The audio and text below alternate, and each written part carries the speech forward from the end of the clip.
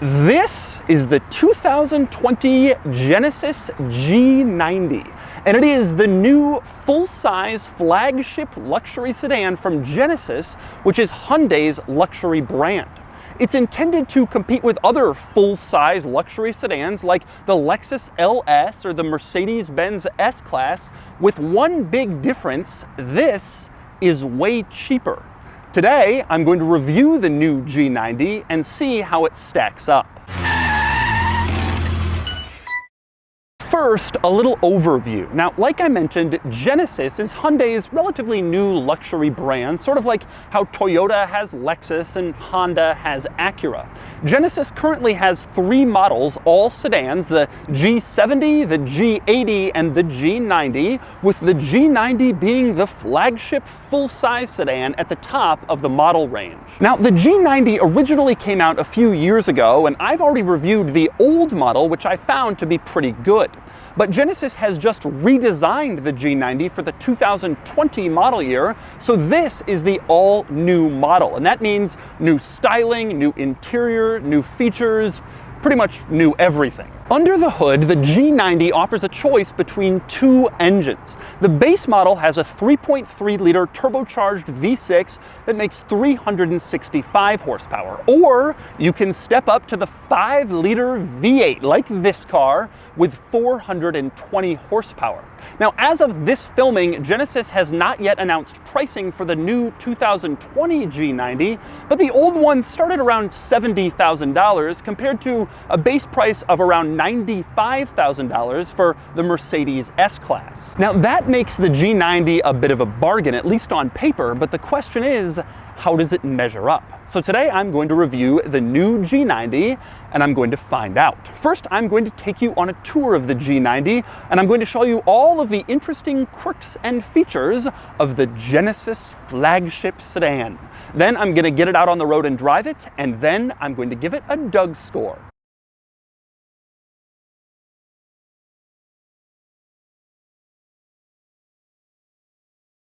All right, I'm going to start the quirks and features of the G90 with the styling. Now, the very first full-size luxury sedan that Hyundai sold here was called the Equus, and it came out 7 or 8 years ago. The styling was very subdued, very restrained, very simple. But over the years, and with the arrival of Genesis, they've gotten more extravagant, more risk-taking, bolder in their designs, and the G90 is a good example of that. For instance, take a look at the wheels. These wheels are no longer subtle and blend-in wheels. They have all these spokes and cuts and diamonds in them, and I think they look incredibly opulent, luxurious, high-end, and they give this car a true full-size luxury sedan look. I love them. And another example of the bolder, more daring design on the latest generation of this car comes with the grille. You can see it's huge. This is the Genesis grille shape they're putting on all of their models, but this is certainly the biggest one yet to truly emphasize that this is the full-size flagship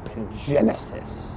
But to me, the best example of bolder designs that are trying to stand out more comes with the lighting. And in this car, that starts with the front turn signals. You can see they are huge. This strip that goes all the way through the headlights and wraps around to the side of the car. This front turn signal is larger than the actual headlight in this vehicle. And it continues on the side. Look at the size of this side turn signal. Most automakers put a tiny little light bulb in the mirror housing. This thing has like 12 inches of turn signal LED light strip on the side to emphasize its opulence. But the increased opulence of the lighting in this car is especially noticeable in back, where you have a totally new look back here, punctuated by this new taillight look that's very distinctive. Probably the most noticeable part is, once again, the turn signals. You have these two large LED light strips. You can see they light up in orange, and they go into the trunk lid itself when you turn on the turn signals. Interestingly, if you push on the brake pedal to turn on the brake lights, you can see the brake lights don't go onto the trunk lid. So like in front, the brake lights are actually smaller than the turn signals back here. For some reason, Genesis really wants to emphasize when this vehicle is turning.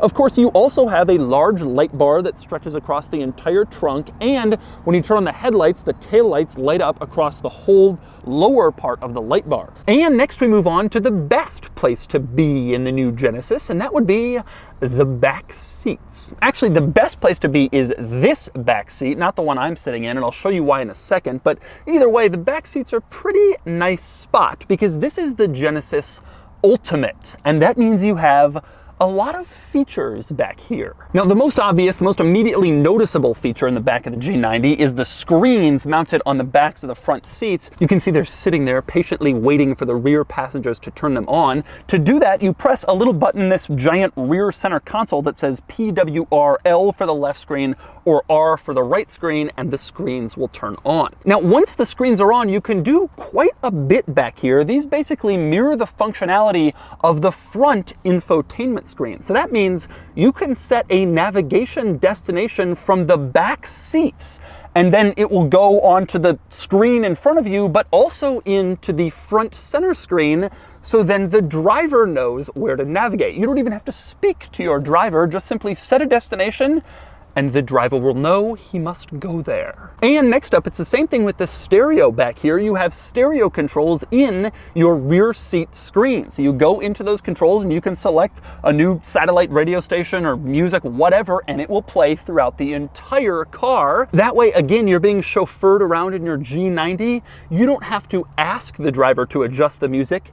You simply adjust it, and then the driver listens to what you want. And next up, here's a pretty impressive feature of these screens. There's a blue light filter that allows you to adjust the amount of blue light they give off to reduce strain on your eyes. And you don't just turn on or off the blue light filter, you can schedule it. So if you want less blue light from the screens at night to really cut down on the strain on your eyes at night, you can have a timer that just turns the blue light from the screens off in the evenings, and that way you don't have to go into this menu and constantly turn on or off this filter. That is a really incredible piece of attention to detail. But there's more to the luxury in the rear seat of the G90 than those screens. For example, you have power seats back here. There are controls on the side of this rear center console. You can move them forward, back, up, down, anything you want to do. Now, those controls are pretty nice, but the best part is this button marked rest. You press that and it will put the seat into the most restful position. And for this seat, that means moving forward the front seat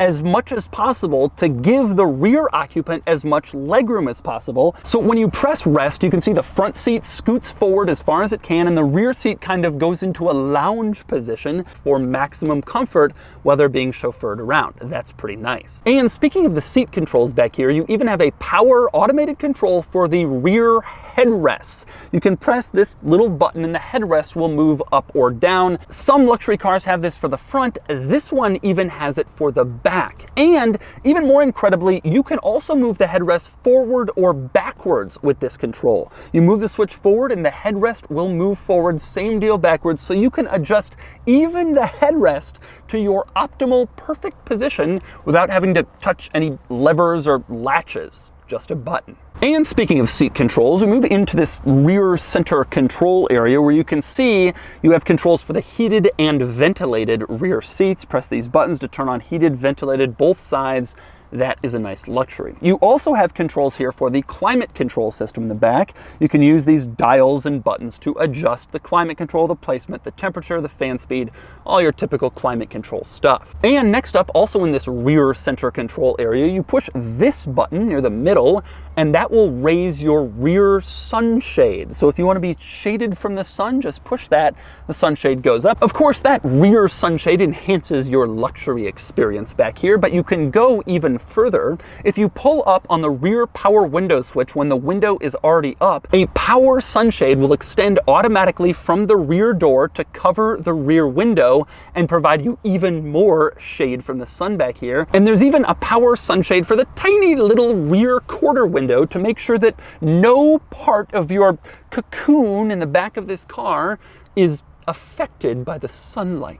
And next up, another impressive luxury feature back here. I already showed you that you have power seats, but here's a crazy one. You also have memory seats. There are two separate memory positions on the door panel that you can set back here so that depending on which chauffeured passenger gets in the car, they can just push a button and have the seat go right back into their position. Also, next to the memory seat buttons, you have a button marked door. You might be wondering what this is. Unfortunately, it is not an automatic door opener. Instead, if you press that and turn it on, it automatically sets the seat to kind of move out of the way when you open the door to allow you the most possible room to climb in. Then when you get inside and close the door, the seat goes automatically back into your desired position. And next up, a few other G90 luxury touches back here. One is that the ceiling includes vanity mirrors. You push on this little Alcantara surface back here and it will drop down, revealing a mirror, and a light will brighten luxuriously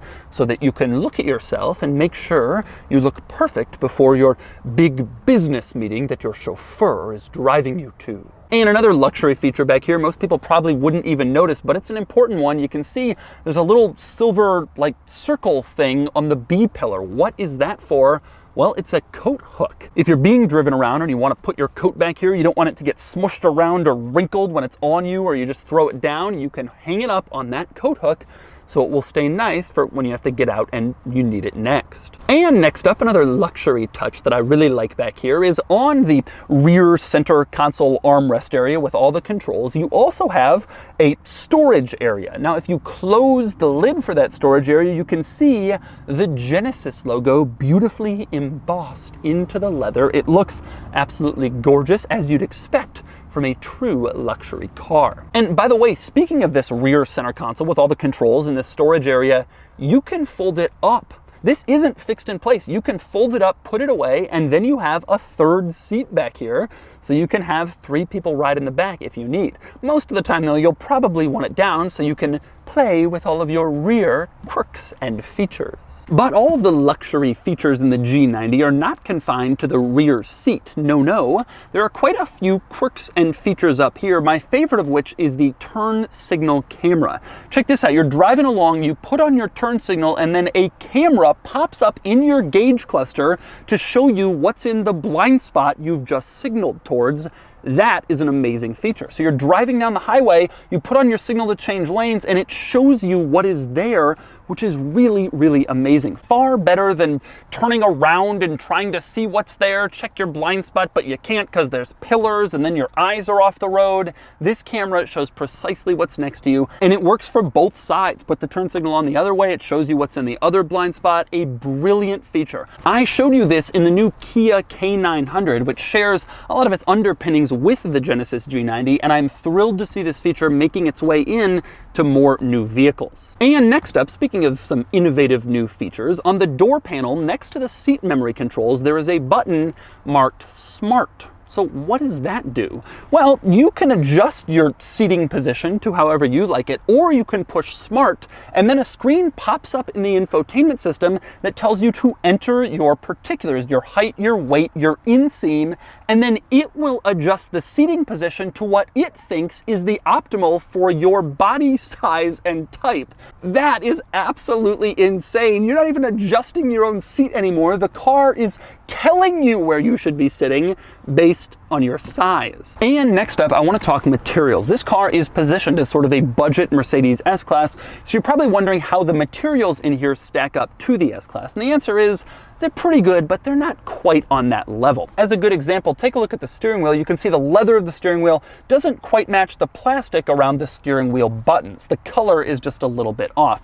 But it isn't just that. All the buttons and switches in here just don't have the same feel of the S-Class. And frankly, these buttons and switches are what you'd get in some lower-end Hyundai and Kia models. For example, the buttons in the center control area pretty much come directly from the Kia Stinger. The turn signal stalk, wiper stalk, not incredibly upscale, like exactly what you'd find in the S-Class. With that said, there are some materials in here that I really do like. For example, I love the textured wood. You can see it in the center console. It looks a lot better than ugly glossy wood. You also have it on the dashboard, this nice piece of textured wood going basically the whole way across. And on the door panel, you have more textured wood. This does look really nice. Beyond that, I also like the look and feel of the seats. You can see they have this nice quilted leather. It's a very soft seat, and the seat is very supportive, like you would expect from a luxury car. It's a very nice looking seat. But while those are some nice touches, again, it just doesn't quite live up to the very best in class.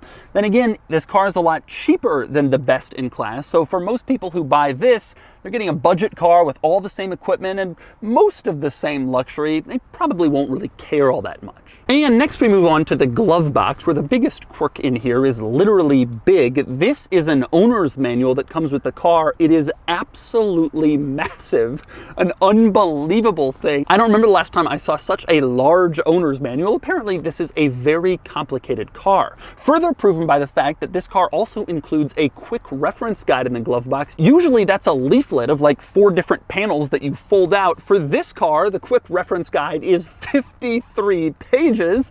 I don't know how quick that reference guide really will be. And next up we move on to the infotainment system in the G90, which is significantly updated over the old one. For one thing, it's now a touchscreen, but that's kind of unusual because it's pretty far away from the driver and passenger. It's set deeply into the dash, so you have to reach pretty far up to touch it. But you can also control it using the control wheel in the center console, so you basically have your pick of how you want to adjust your screen. And next up, there are a couple of interesting items in the infotainment system worth mentioning. One is the fact that the driving info tab shows you not only your acceleration and your braking on your latest drive, but also your idle time. So if you go on like a 3-hour drive, you can check your idle time in here to see how much time you wasted sitting at traffic lights, which is an interesting thing to display. And next up, another interesting item in the infotainment system is the voice memos tab. You click on that, you can record voice memos. You're driving along, you get a brilliant thought,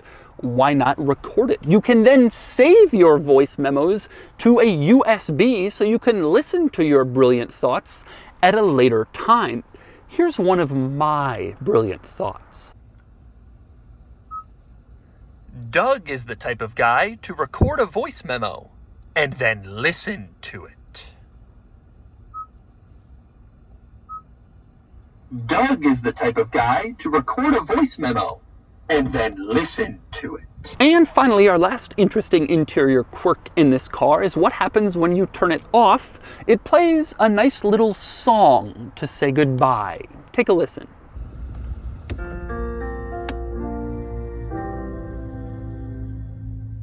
And next up, we move under the hood in the G90, and you can see the V8 under here. Like I mentioned, this is a 5-liter V8, 420 horsepower. That's only about 60 horsepower more than the V6, but this is a naturally aspirated V8, very smooth, one of the last naturally aspirated V8s left.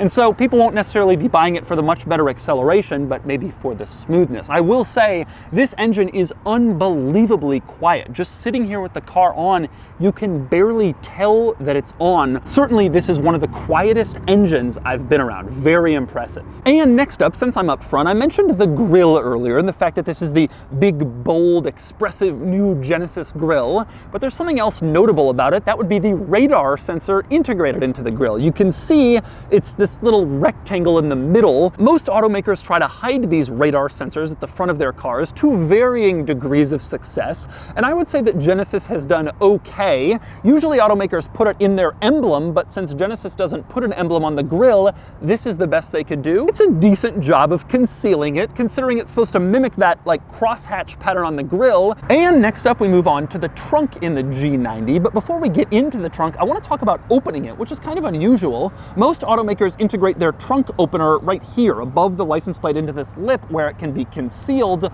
but not the G90. Instead, you have a button sitting right there on the trunk lid, which is kind of odd since it's in a pretty obvious spot. And right above that trunk popper button, you have a rear camera also sitting right out there in the open in a pretty obvious spot. It surprises me that Hyundai didn't try to hide these somewhere to give the rear of the car a cleaner look, but they didn't. Anyway, you want to get into the trunk, you push the button, and then it pops open, and you can see this is a fairly standard trunk. A large one, like you'd expect from a full-size luxury sedan, but a standard trunk nonetheless. One thing I like about this trunk is that the G90 has a traditional carpeted floor like most trunks, but then this G90 has a nice carpeted trunk mat above the carpeted floor for added trunk luxury. And so those are the quirks and features of the new Genesis G90. Now it's time to get it out on the road and see how it drives. All right, driving the G90. I'm gonna step on it here. Feels nice. Nice and quick, but I will say the thing I most noticed when I was driving this car a little bit earlier is just how smooth it is. I don't notice a huge difference in acceleration between the V8 and the V6, I have to say. Maybe in the mid-range, like right now, when you're already going 60 and you put your foot down. But you do notice it's a lot smoother from the stop. That's the thing I like about V8s. I have a lot of V8 cars myself, and I really like that low-end smoothness that turbocharged engines don't have. So if you want the smoothest, most luxurious version of this car, you're gonna want the V8. Now, driving along, this car is very smooth and very luxurious, and I'm sure that's true even if you did get the V6, but you definitely don't have the sort of stable, planted, overall feel that you have in the S-Class. Very nice over bumps, very luxurious, but to me it feels more like a really nice E-Class or something of that variety. It's just not quite as stable German bank vault feel to it. With that said, I don't feel any Hyundai in here. This car certainly doesn't have like a Sonata type feel. It's definitely closer to a Mercedes-Benz, a nice one, than it is to a Hyundai or something of that variety. But it's still not quite on the level with the very best of the Germans. Now, with that said, it's cheaper. So it's not necessarily intended to be on that level. If it was the same price and it didn't have the same driving experience, then you kind of call it into question. In terms of the handling, I was driving a little bit earlier around corners and such, and it seems like you'd expect. It's a full-size sedan, and this car is definitely geared more for luxury and for comfort than anything else. There are drive modes in here, and you can put it in sport mode, and that does seem to adjust the throttle response a little bit and maybe tightens the steering a little bit, but we're not talking about a sporty vehicle no matter what we do. This is no AMG S-Class or anything of that variety. Mostly this car is just built for highway driving, and it's really good at that. Generally speaking, I am into this car. It's a lot of money to not get a brand name, Mercedes, BMW, Audi, and so you have to be okay with that. Now, I should mention that Genesis does have a self-driving feature on this car. You put it in cruise control with that self-driving feature activated, and then it will turn on. I'm going to try it right now. The system works pretty well. It'll pretty much steer for you without requiring your intervention. I did find that it doesn't work as well when the highway starts to curve. It seems like it doesn't trust itself, and it often requires you to take over, which is definitely disappointing, but otherwise it's great, and it's perfect for stop-and-go traffic. And oh my god, look at this thing! This is so cool! I can't believe this! And so that's the 2020 Genesis G90. This is an excellent car, and while it doesn't quite match up to the S-Class in terms of interior materials or driving experience, it's not that far off given the price difference. If you want everything that goes along with a full-size luxury sedan except the cost, and if you don't mind not having a Mercedes-Benz star or 4 Audi rings on your grille, this might be the car for you. And now it's time to give the G90 a Doug score. Starting with the weekend categories and styling, the G90 is handsome. The first of these I've really liked, and it gets a 6 out of 10. Acceleration does 0 to 60 in 5.2 seconds, and it gets a 5 out of 10. Handling is about normal for this segment, and it gets a 5 out of 10. Fun factor is okay. It's a V8 and reasonably fast, but it's hardly fun, and it gets a 4 out of 10. Cool factor is fine. Any big luxury sedan is cool, but Genesis isn't exactly the top cool brand, and it gets a 4 out of 10 for a total weekend score of 24 out of 50. Next up are the daily categories and features. The G90 is well equipped, but it lags behind the best in this segment, and it gets an 8 out of 10. Comfort is very good, not perfect, but excellent, and it gets an 8 out of 10. Quality is good, not the standard, but not that far off, and it gets an 8 out of 10. Practicality is normal for a car like this, and it gets a 5 out of 10. Finally, value, and this is a good value, but not quite an amazing one. I think its pricing is in line with its quality and its equipment, and it gets a 7 out of 10 for a total daily score of 36 out of 50. Added up in the Doug score is 60 out of 100, which places it here against other cars in this segment. The G90 ties the Cadillac CT6, which is more technologically advanced with Super Cruise, and it lags behind the true segment leaders. But the G90 is a good car, and it's probably the best Genesis yet.